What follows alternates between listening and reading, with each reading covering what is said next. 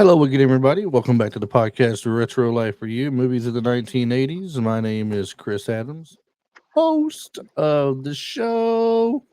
The And with hostess us, with the mostest. with the mostest. And speaking of the mostest, we have the mostest co-hostess on Oh, location today. thank you for emphasizing the T on the end of that.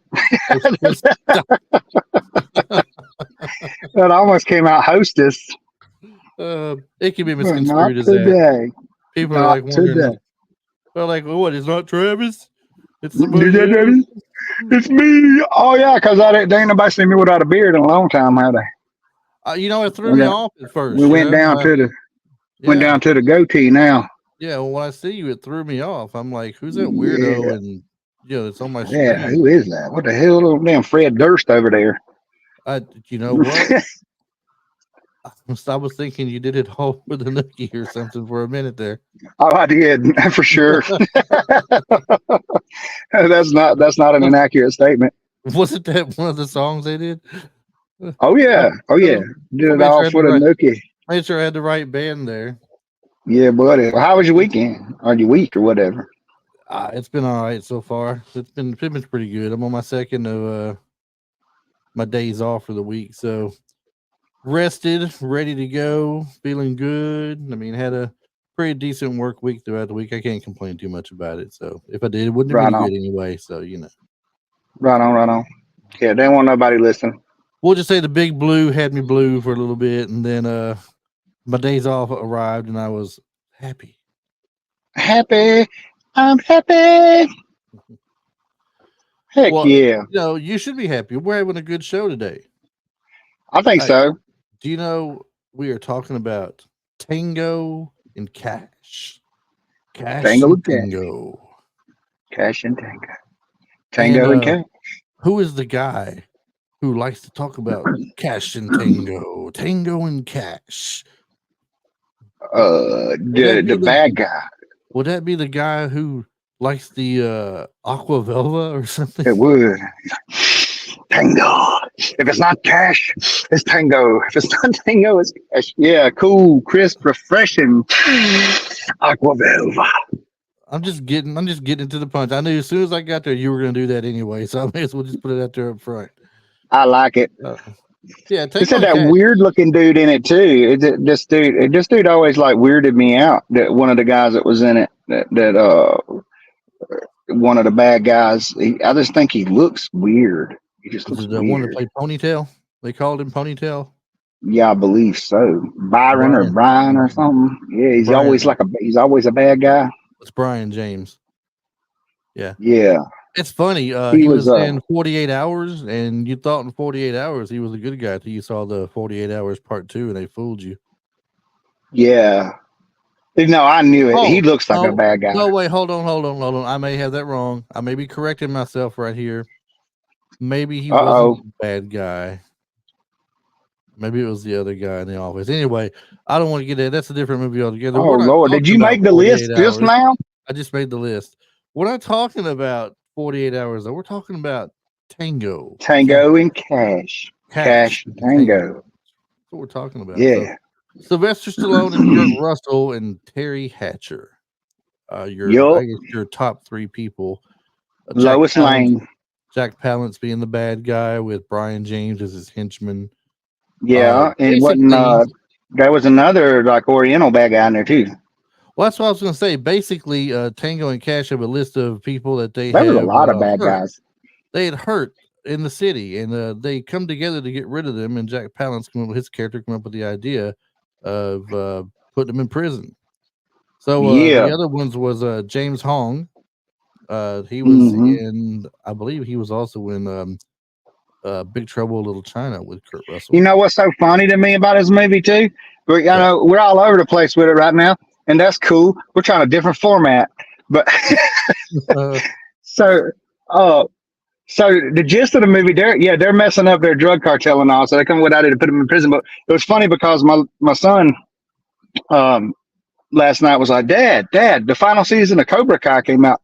So I went back to season 5 and started watching where I forgot or wherever I remembered or whatever to catch up. And it was so funny to me that like Tango reminded me of, since a Crease reminded me of Tango when he walked in and grabbed the dude and pulled his face forward real hard and busted his nose on the thing and all, on the bars.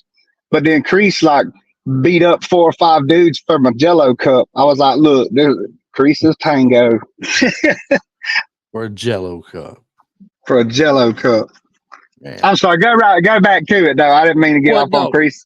You had mentioned there was some other people there, the other bad guys. I mean, James Hong, Right? Mark Yep. Alamo, and I want to say I don't know if Michael J. Paul. No, he wasn't one. Get Mark my Alamo and nicotine James in on Hong were TV. the 2, I believe.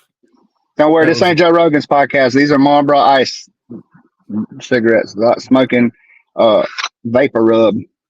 I'm trying to quit. The views of Travis are not shared with Retro Life for You. Approved by, yeah. His thoughts and his actions are all his own. There you go. Now back to the podcast.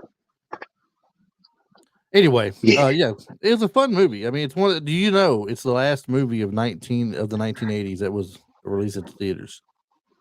Really? Yes, I did not know that. the last movie. Did you know that? I don't think it did very well at the box office by comparison to its budget. Did you look it up and see already? I haven't looked at that yet. I did. The budget on this movie was $55 million, and it grossed in U.S. and Canada. And worldwide, we'll go with worldwide. 60. Evidently, they didn't see it worldwide because gross U.S. and Canada and gross worldwide are the same numbers. It's $63,408,614. Wow! Off a $55 million budget. That's not even recouping $10 million. And they barely got past what it took to make it. That's something else. Yeah. Which is crazy because Kurt Russell and Sylvester together, that seems like a blockbuster to me. Well, I mean, you got star power. You got them 2, Terry Hatcher and Jack Palance. Like I said, those are 4 people right there that should bring some attention to the movie for sure. Yeah. And the rest are supporting cast, not so important. I mean, James Hong's been in a lot of stuff. Brian James been in a lot of stuff. But they've never been, James Hong has been star of some things. He was, I think he was Lopan, wasn't he? I think so. So, Philip Tan, I knew I'd seen him somewhere before. I'm going to get this out here and say this. Philip Tan was the guy that Cash had interrogated, we'll say, at the police department. He set the chair on his neck and sat on there because the guy was acting like he couldn't speak English. Right.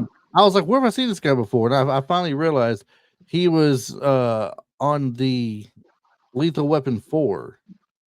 He was, I believe he's the guy who was the waiter they were chasing by accident, or they run into him. And he said, "You're no waiter at the restaurant." He's like, "Well, if you are, what's the special for today?" And he tells him, "No, hold on. Well, was it Lethal Weapon 4 or was it Rush Hour 3? Oh, I don't know. Oh, shoot. Now I got to click on him now. I'm bad today, man. We should have done this last night. I was on top of my game last night. Where are we at, man? Did you know that Billy Blanks was in this movie as a prison thug? Did you see him? He was uncredited, but he was in there. Yeah, go back and watch it again. Watch real close. I'm going to have to watch Billy Blanks. I did not. I don't remember seeing him. Yeah. And I don't understand how Jeffrey Lewis is uncredited. I know that dude from like so many things. The captain, the blue-eyed guy. Yeah, you sure he's not credited? It said uncredited right there where I looked at it. Oh, wow. I can't believe that. Well, that is hard to believe because he's, like you say, he's been in quite a bit of stuff. Right? But yeah, it's a fun movie. It's an old, great 80s action movie. Like in the beginning of it, you got Sylvester Stallone chasing down a truck. And when he gets them, he's shooting at the window, and the dudes come flying through the window. Somehow they live. So like the other cops are on the scene trying to figure it out. He's like, it's supposed to be safety glass too, right? He shoots the windshield and it just spider webs out when he shoots the windshield. Right. But they hit the brakes or something, they go flying through the windshield. Yeah, you can plainly see his plate. Right. Yeah. Yeah, I was like, how come it didn't shatter? What was that? But no, but it was funny to me though because he's like, we got ourselves a Rambo. Oh, he thinks he's Rambo, and like Tango looks at him like Rambo was a wussy. The movie's full of one-liners too. I Mm-hmm. mean, it's great. How many one-liners you can have in one? I think they had a contest of how many one-liners they could get in a movie, Yeah, and I don't know who won, but they did a good job of it though. I don't know, but they're Yeah, all them toward guys them, are known for them cheesy one-liners. I That's know, part but of '80s. That's part of the '80s glory. it is. But to have so many in one movie, I mean, at the end Mm-hmm. of it, when you get Tango handing Cash the guns, says, "Why is yours bigger than mine?" He said, "Genetics, Pee Wee." Yeah, Or they're going through the explosions, and he said, "Man, it's getting hot." He said, "We're on fire." He says, "Yeah, we're cooking now." yeah, we're cooking now. I mean, it's one after the other. No If if, doubt. if you really wanted to stare death in the eye, you should have gotten married. Tango says it's a Right. proposal. Hmm. Yeah, and outside of the military, like I learned it from my dad, I reckon. But outside of the military, I think this is the one that introduced everybody to FUBAR. Fubar. Yep. Yep, beyond all recognition. Effed up beyond all recognition. He's like, "What's Fubar?" Yeah, Fubar was the Plan C, yeah. not When Plan everything D. gets when everything gets up beyond all recognition, that's what it is there. Hmm. Man, when's the last time now? Before this weekend, when's the last time you seen this movie, or the first? Do you remember the first time you seen the movie? Was it the theater? Was it a rental? Cable? Okay, so I know exactly the first time I saw this movie. My dad used to hang out with this dude named Cecil, and we go over to Cecil and Regina's house all the time during the summertime. And they had gobs and gobs of movies. I watched a lot of my '80s movies for the first time at Cecil and Regina's. I didn't want to go outside and play. I wanted to sit around and watch movies because it was like being at a video store. And this is the first place I saw Splash, the first place I saw Cherry 2000. Like I could name off probably 15, 20 movies I saw for the first time over there. And this is one of them definitely that the first time I saw it, I was over there and Lord, I was under 10. I don't, you said this came out, what, 89? 89. So yeah, okay. So I would have been 10 or I would have been 9 or 10 when this came out then, or when I saw it then. If it was the last movie of '89, then I would have been 10. Yeah. Like I said, it was the last movie of the year to hit theater. Yeah. And the last time I watched it, it's been a few months ago or something. We had brought it up and I was like, I ain't seen that in forever. So I watched it and I watched, what was the one? I'm coming to get you, pig. Cobra. I rewatched Cobra a while back too. I watched this one and Cobra at the same time. It's been a few months ago, earlier in the year. How about yourself? I saw it at the theater. Definitely went to the Oh, movies. Definitely went to the movies and watched this. I would have been at the time. Let's see, so it's 80. I would have been 16, 17 years old. 89. oh heck yeah! 16 years old.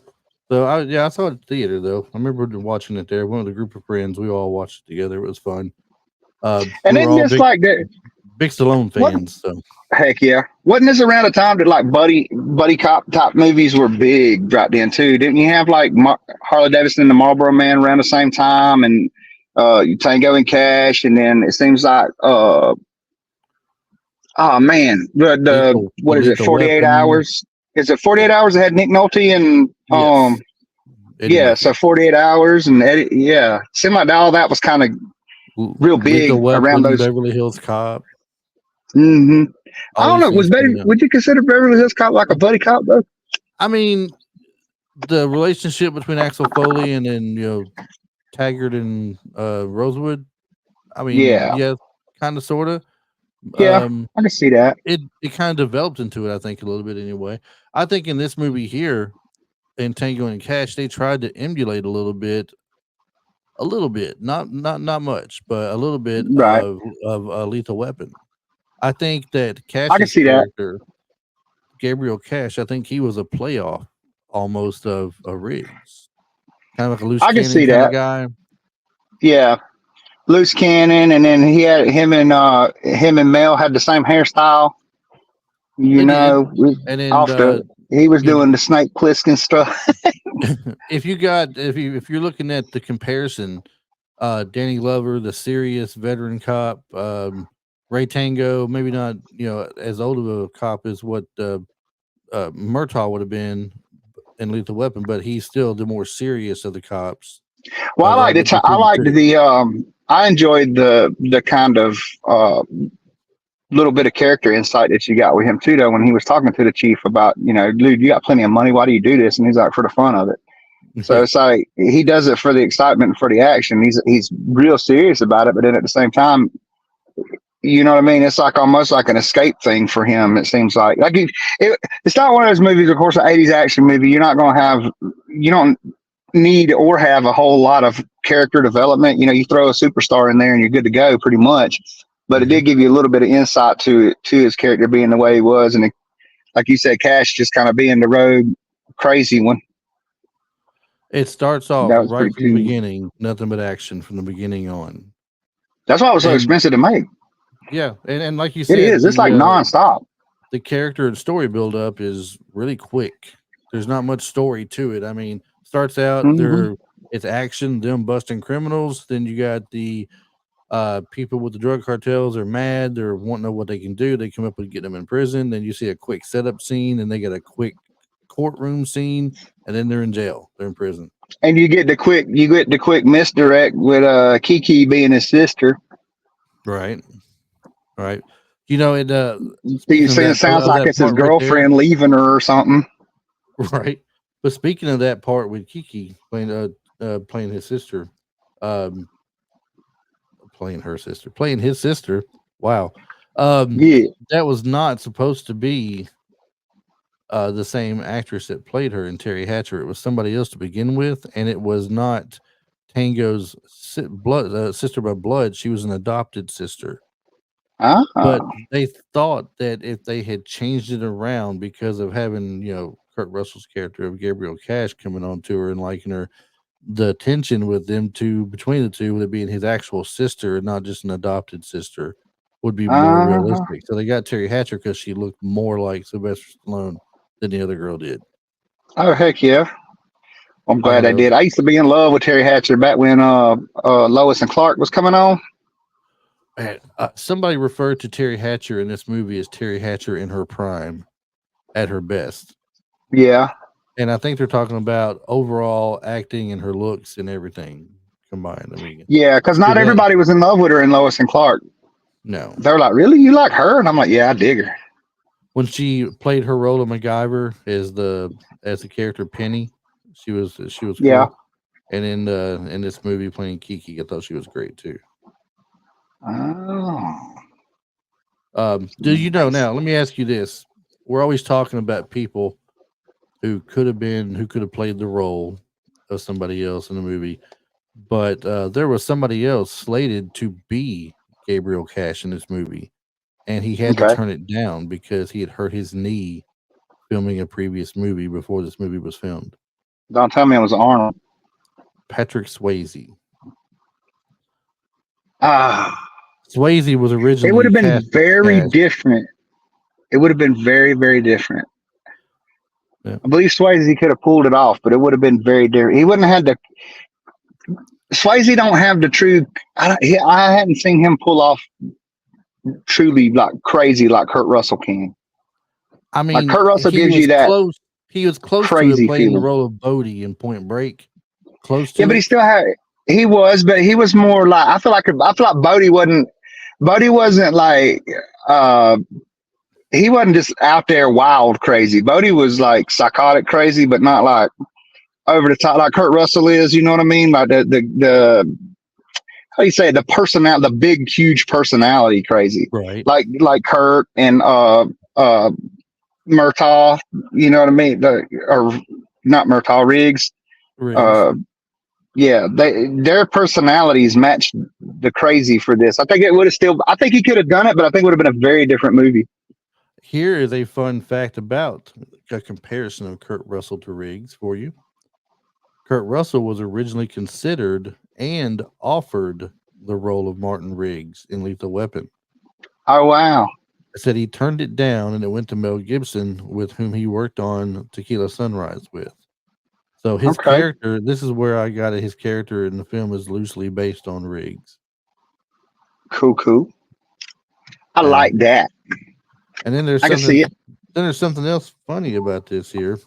After accepting the role, Kurt Russell was offered the male lead in Bird on a Wire in 1990, which would have cast him opposite of his real life partner Goldie Hawn. However, Mm, as the filming schedules conflicted, he was forced to turn it down, and he suggested his Tequila Sunrise co-star Mel Gibson for the role, which awesome. Gibson gladly accepted. So Yeah, Bird on a Wire was good. them two have I crossed could, I paths could, a lot in the past. yeah, and I could see Kurt and uh, Gibson taking. I could see them playing the same. I could see you swapping them out in some roles in particular. You know what I mean? Like, I don't think Gibson would have been good in like some of Kurt's older stuff, like even some of his younger stuff. Like, I wouldn't have liked. I don't think I would have liked Mel as Snake Plissken. I don't think I would have liked him in Soldier. I don't think I would have liked Kurt Russell in something like Man Without a Face or what was the one where he was like Mel Gibson was the frozen air pilot, and he was like in cryogenic, and he came back like 50 years later. Have you seen that one? Yeah. Oh That one's man. really good too. So I think that Mel's dramas, I don't think Kurt could have stepped in for him, and I think that some of Kurt's action stuff, I don't like the idea of Mel stepping in for those, but for the action comedy type stuff, the crazy stuff, I could totally interchange them. Yeah, I think Mel Gibson could have done a good Snake Plissken when it come down to it. I don't think I would have liked him as much. Well, you wouldn't have, because all you know is Kurt Russell. If Yeah, all but I you don't. had, but if all you had known ever was Mel Gibson playing Snake Plissken to begin with, you never would have known what Kurt Russell would have been like anyway. That's So, true. That's true. I mean, that with that hypothetical, if for certain, but if I can, but envisioning it, because that's what we're going to be doing anyway, envisioning it the way that it was, the campy humor and the silliness, the outright silliness uh of Escape from New York and Escape from LA. I just don't right. think I would have liked Gibson in that light. Because as silly as Gibson gets is what? Lethal Weapon, Bird on a Wire. Yeah, as far as outright silly. But then you take Kurt, and I think Kurt's better at the slapstick side of it. You know what I mean? Like something like Big Trouble in Little China. Overboard. Yeah, and Overboard and stuff like that. Overboard for sure. I was thinking character wise when I said Big Trouble in Little China. The Jack Burton character is kind of slapstick like, for sure. And he doesn't. Yeah, I don't feel like you could put anybody else in his position in Big Trouble either. No. There may have been some people that could pull it off, but that's his movie.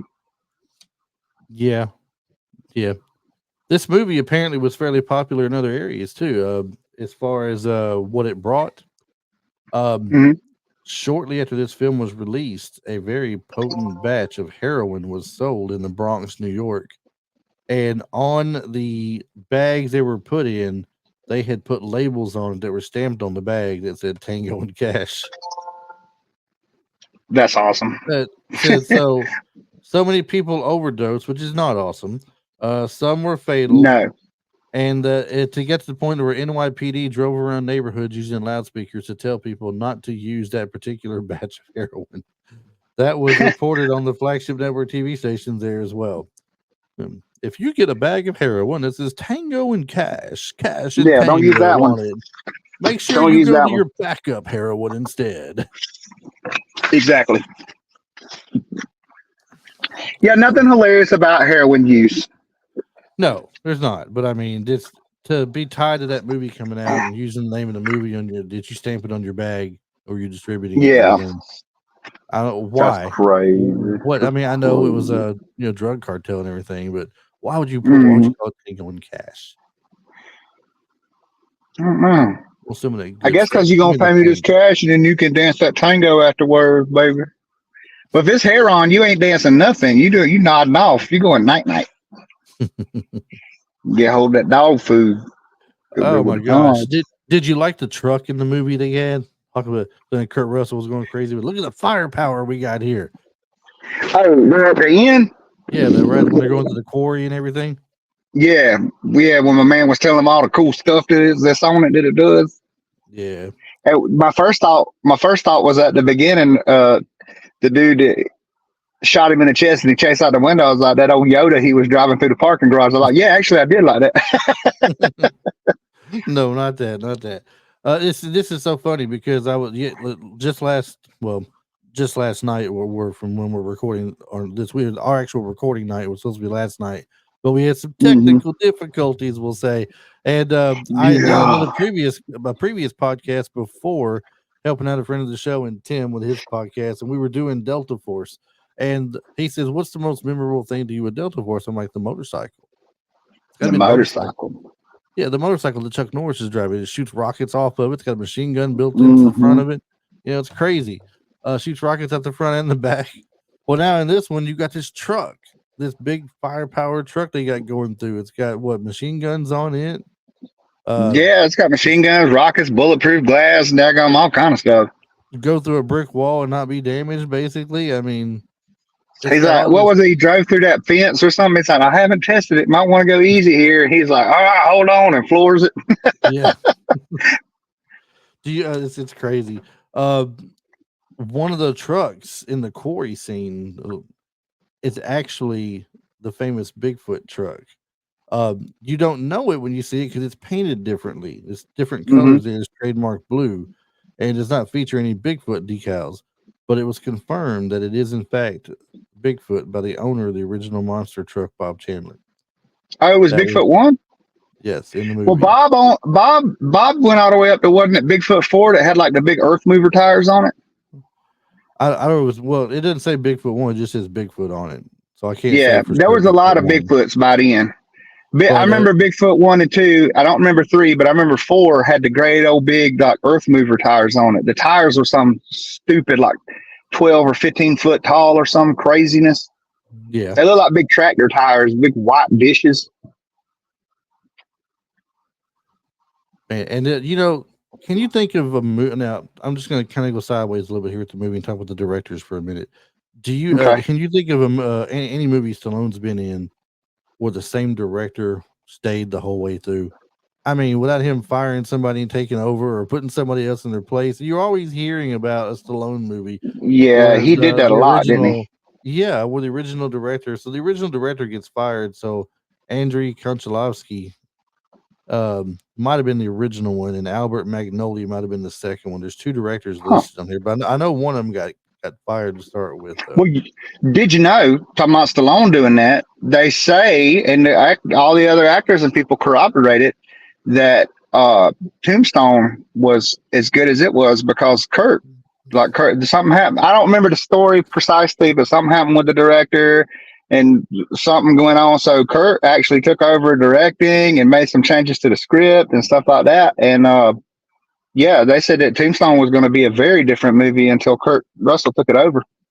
I saw an interview with Michael Bean talking about that. Yeah, that's Yeah, and crazy. he had talked about Kurt Russell not taking it over, but basically asking to, can you go with it from here for a bit? I don't think he directed the whole thing, but Right. he had some ideas he put in with it and how this should be done and that should be done. It changed the aspect of a lot of things, like you said, that would have happened before if he Hmm. hadn't changed it,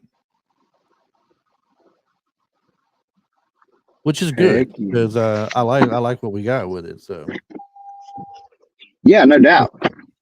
Just like Tango and Cash. I you know, like it too. I like it a originally, lot. do you like it a lot? I Originally, like it a lot. Tango and Cash was not the name of the movie. What was the original name of the movie? The setup, I believe it was.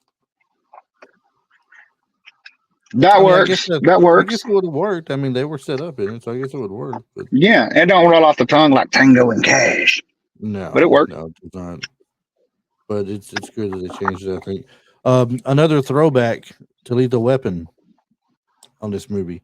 Tango's call sign by the dispatch is 20 William 12, the same call sign used by Martin Riggs and Roger Murtaugh in Lethal Weapon in '87. Ah, boy, that's pretty cool. What is it And I can with see the feel. borrowing from other movies? Or same Yeah, film locations. Didn't we have this discussion, or maybe it was me and Ray had the discussion of might have been you and Ray. the same high school being used in so many of these Brat Pack movies and everything. Oh yeah, for sure. That was probably you and Ray. I don't remember how that conversation, but I think yeah, it for was. sure. We were doing Weird Science. I think it was Ray then. Yeah, But I it love Weird talked about. Science. What a great movie. Oh, it was a fun movie. You That's one missed of my out on that favorites. one, dude. You missed out on that one. That was Yeah, great. I must have missed out on that one because I would have. There ain't no way I would have missed that one. Or maybe I did know about it and I did miss. I don't know. You know how my ADD goes. It was your But birthday Weird Science is weekend. one. Oh, that's what it was. Yeah, Weird Science, one of Yeah. my favorite movies of all time, dude. Yeah. Lisa, I love the way Michael Anthony Hall talked when he got drunk. Sick. Yeah. Come on, Lisa. Yeah. He's like, they go riding around the car. He's like, well, my halfway up my ass, other than that, I'm perfect. Perfect. Perfect. Well, he's telling the story at the club, and Lisa's like, "Tell him what She she broke my did for heart, you. man. Tell him what she Yeah, did. She tell her what kicked she him in the did. family jewels. Is what she did. She Oh did. man, not the jewels, man." Not the news, man. Man, he was leaning out the back. I loved it when he did Chet's lip. Yeah. Are you boys drunk? Yeah, that was hilarious. Gosh. I mentioned earlier borrowing from other movies. Hmm. The sound effect used for the Tango and Cash's truck in the quarry is the same as Luke Skywalker's land speeder in Star Wars What? from from '77. If you go Oh, back that's and listen crazy. to it, I read this before it got to it, and I listened and I was waiting for it, and sure enough, you can hear it. And also, there's some sound effects from the DeLorean and Back to the Future. Whoa. You can hear both of them in it. I wanted to get back The and check that out. the Listen to part with that. the part with the land speeder, they're speeding up and taking off, and it sounds like him hitting the gas on the land speeder to get back to his uncle's ranch there, or whatever you want to call that, um, farm to the farm. He's trying to get back to that real quick. You hear it speed up. That's the same sound the Okay. truck made on it. It was a pretty sick truck. It was pretty cool, no doubt, no doubt. Do you have any favorite scenes from this movie exactly? There's a lot of them, man. It contends. That's in contention, but I think um honestly, I think maybe one of my favorite. You got to have all the rest of it for this to be as good as it is. But when Tango walks into the apartment and Cash and his sisters in there, and they're like, they do that whole thing, and he's like, he's like, that's my sister, and he's like, oh, that's great. I mean, that's Yeah. not great. It's like, he's like, I'm trying to have sex with your sister. He's like, no, like I thought it was your wife, but no, that's great. You know what I mean? Like it was such an awkward thing right there. That was great. Yeah, and When all it was she was what slipping his disc back in his back and popped out. yeah, like something chiropractic or something. Yeah, We can't. The conversation they're having is pretty good. What the stuff they're saying, but yeah, that one and um the scene in the shower where they're making fun of each other, talking trash. A lot of good stuff happened in the jail when they were locked up. So I mean, there's a bunch of them. I think that's probably my favorite. I felt like that was the most comical to me. oh, there was so much comical going on in it. It's hard for me to narrow one down for sure. Right? What was Um, your favorite I scene? oh gosh, man, I don't know that I have an absolute favorites. Like you said, there's so many to choose from. One of them that kind of stands out in my mind from rewatching it yesterday, though, is when they get put in prison and they're supposed to go into a minimum security place. And Hmm. they get there and they see it's maximum security setup, and Cash is like, "I don't think there's a golf course out there." And he says, Right? "Yeah, I don't think so either." He said, "Well," he said, they're going to put us in Gen Pop, right?" He says, "Don't worry, they never put cops in Gen Pop." And sure enough, that's where they go, right? That's exactly where they went. Right out the So bat. when they get introduced to the new cellmates, both of them, so Cash goes into his, and he's looking at the toilet and how nasty it looks, and I guess he's about to use it, and all of a sudden you hear, "Don't you touch it, that crapper's mine."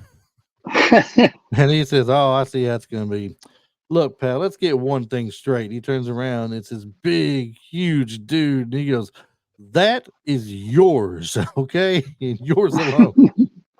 And then the other one, when Tango goes in his, it's uh little Opie Cunningham's brother. Um, what is his name? Was he in there too? That was him. No, Um, his brother. I mean, the one that was in Apollo yeah, 13 yeah, is one of the yeah. people who played It's the water boy. I mean, if you hadn't asked me, I could have told you.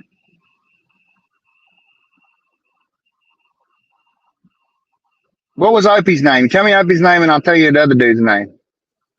Oh, Ron Howard, Ron Howard, Clint Howard, Clint Howard. That's it. Clint Clint Howard's Howard. name. I don't So know why my association went like that, but like I know Clint Howard, but I couldn't think about it. What I guess because Opie was stuck in my brain. I get it. I get it.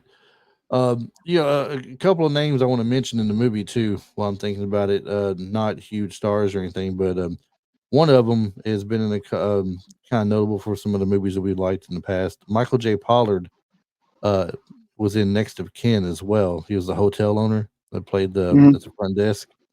He's had some fun roles in movies. I've seen him in the past. And Robert Zadar, he's the guy that they were calling Conan. He pulled him toward the bars and cracked his head open or something. He's the one that Right? went flying through Yeah, the windshield. yeah. When they first did this, he didn't have like one line at the beginning of the movie, and they said that Stallone and the guy directing at the time liked him so much, and how outward he was, his ability that they had to give him some more lines to get him out there, some more notoriety, I guess. Heck yeah. For a second there, I almost thought he might have been the opera dude from the Running Man. I, you know, I mean, you could see that in his face a little bit, but it's not. I don't think it's him though. No, I don't think it is, but that's what it reminded me of. Yeah, and then of course Clint Howard's been in a bunch of things out there. He's very, when you see him, you're like, I know him. And some people forget his name and can never call his name to save their life. I don't care if you say Ron Howard or not, but they're like, he's the Yeah. guy from Waterboy who was, I don't know if he was a homeless guy or not, but and then he was in Apollo 13, and God, he's been in a ton of stuff. Yeah, And I he's did one that he's had like bit roles in tons of stuff too. And I did just find out for sure for you. Albert Magnoli is the director who replaced Andrei Konchalovsky. So that's how that went. He started in him and Stallone butted heads and stuff on things, and he was gone. So, Heck yeah. um, I had something else for you here. I had seen a list of names that were considered to play Gabriel Cash other than Patrick Swayze. And Patrick Swayze, I guess they offered to him, but so many others they offered it to or they considered. Tell me of this list of names who you think might have picked it up and played it well other than Kurt Russell. All right. All right, so we got Michael Biehn, Pierce Brosnan, Kevin Costner, Harrison Ford, Richard Gere, Mel Gibson, Don Johnson, Michael Keaton, Ray Liotta, Liam Neeson, Michael Nouri, Gary Oldman, Robert Patrick, Bill Paxton. It's a long list. Ron Perlman, Dennis Quaid, Gary I got my Sinise, two already. Bruce Willis, and James Woods. They were all considered to play Gabriel Cash. I got mine already. Who's you got? I got Keaton, and I got dang it. Who was after Keaton? It's like the third name after Keaton. Start reading after Keaton again. Liotta, Neeson, Ray Liotta. Ray Liotta. Okay. Because Ray Liotta in oh my god, dude, his character from we were talking about this movie not too long ago. It had Is it Goodfellas? Jennifer Love Hewitt and it had Jennifer Love Hewitt and Sigourney Weaver where they were con artists, but he was actually in love with Sigourney, so he followed her down to Florida. Yeah. He's on that boat. He's like, "Look at all the fish!" And he just pulls out a gun and starts shooting in the water. Bow, bow, bow. Dude, I love Ray Liotta. And Keaton, man, Keaton can do anything. Keaton's on my top 10 list, dude. I He's think so Keaton. I think Keaton would have already had the look too, because that was around Batman. He let the yeah, hair just let the hair grow out a little bit. no For the doubt. to look just like what he would have looked like. Or would He he could even have needed it too? And I think to have the dynamic of Keaton being so slender next but to you know what them, though? that would have But you been know cool what? too. If Keaton had done it, we'd had no Michael Keaton as Batman. Oh yeah, no, I'm not gonna do that. I'm not trading. Yeah. So it had to be Ray Liotta. Those are my two top picks. There was a couple other names in there I heard that I think would have been all right to do it. Bill Well, Paxton could have done it. James Woods Gary wouldn't have Oldman been can do bad. Gary Oldman can do anything. I True. think Gary Oldman is one of the most overlooked actors out there, man. Like that dude can for real do absolutely anything. How about Don Johnson? Don Johnson could have done it with his suave smoothness, but it wouldn't have been. I don't It think would have been the Donald. same. Yeah, I don't think Don would let himself be. I don't think he would do something that had the silliness to it. You know what I mean? Yeah, I don't I think he agree with would have you let on that that. go down. I agree with you on that. It would have been quite the same. So, years later, got the last tidbit I got for you on interesting tidbits for the movie. But years later, Sylvester Stallone offered the role of Mr. Church to Kurt Russell in The Expendables, and Russell declined the role, which was then accepted by Bruce Willis. Nice. So He could probably have had wanted too much money. a reunion. Could have had And one. I was thinking to myself, didn't he come on there anyway? Wasn't he a part of that? But no, he was a part of the Fast and the Furious franchise, wasn't he? Kurt Russell toward the end there. Is he the guy that was I recruiting don't that was remember. recruiting Dom in the group? He might have been. I don't recall. I don't remember that. If I'm wrong, somebody let me know. It seems like I remember Kurt Russell being that guy, because I don't think he ever showed up in the Expendables. You had Bruce Willis, you had Mel Gibson, Yep. um, that showed up as Arnold. different things. And then it can't be anything to do with I was so happy they put Tony Jaa in the last one.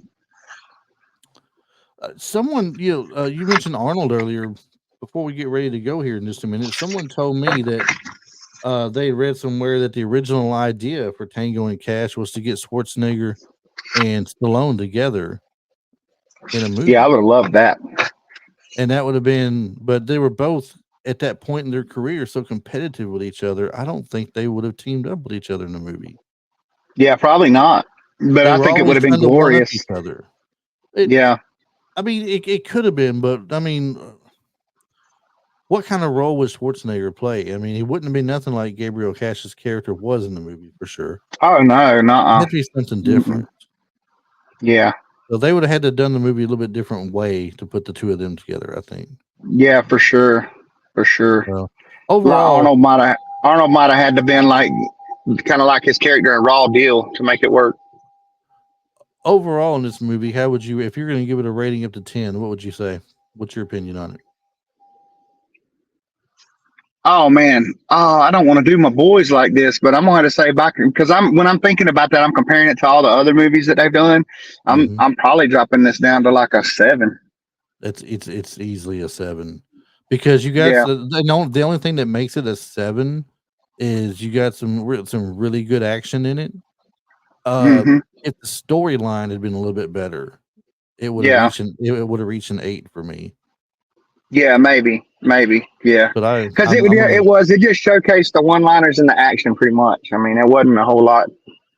all It's right. a cookie cutter type thing. You're pretty much spot on with it.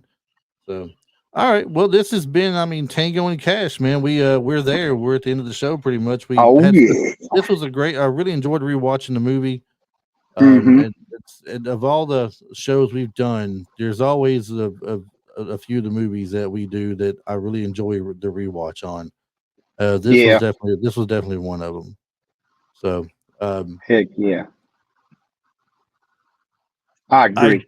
I guess at that There's only been a couple I hadn't enjoyed. well, yeah. I mean, there's been some ones that we had to kind of power through. And with me what it was, but I ended up actually liking the movie afterwards, so I can't say nothing bad about it Right. at this point. So it kind of grew on me after a minute. But anyway, Heck yeah. so we're glad you guys got to be with us this week. Let us know what you think about the movie. If you're a fan of Tango and Cash, do you like it? Is this one of the movies that you think you could have done without? How does it rank on your list of Stallone or Kurt Russell movies? So For let us know what you sure. think about it in the comment section here on YouTube, or if you're listening to the audio podcast, drop us a line at retrolife, the number 4YOU at gmail.com, or hit us up on the social media, where you'll find us at Facebook and Instagram. All That's the the one. places. That's pretty much where we're most prevalent at.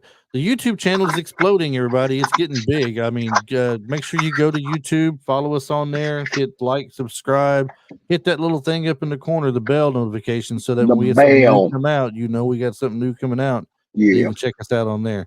Yep. So having a lot of fun Yep. with the YouTube aspect of it. So hope you guys join us there and follow us as well. Travis, do you have Yep. anything you want to leave us with this week, or are we just going to Yep. say, hey, it was a great movie and go on? Yep. Nah, man, we gotta end it on something, man. We gotta have a dad joke, man. It's like so it's but like uh so you got one fire truck and 40 cop cars show up to the scene. What was the crime? What happened? What? Dunkin' Donuts burned down.